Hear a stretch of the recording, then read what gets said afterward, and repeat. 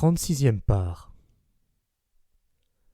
Il faut rendre aux hommes le courage de leurs instincts naturels.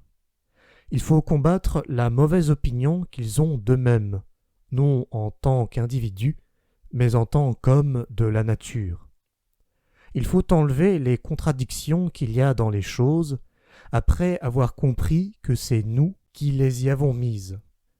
Il faut supprimer de l'existence toute espèce d'idiosyncrasie sociale, la faute, la punition, la justice, l'honnêteté, la liberté, l'amour, etc. Progrès vers le naturel, dans toutes les questions politiques, dans les rapports des partis entre eux, même dans les partis mercantiles, d'ouvriers à entrepreneurs, ce sont des questions de puissance qui sont en jeu. Il faut se demander d'abord ce que l'on peut, et après seulement ce que l'on doit.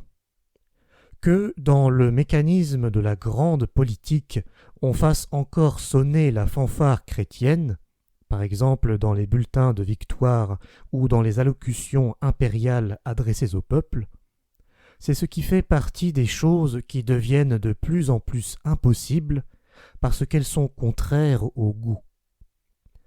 Progrès du XIXe siècle sur le XVIIIe. Au fond, nous autres bons Européens, nous sommes en guerre contre le XVIIIe siècle. Premièrement, retour à la nature, entendu toujours plus résolument dans un sens contraire à celui de Rousseau, bien loin de l'idylle et de l'opéra.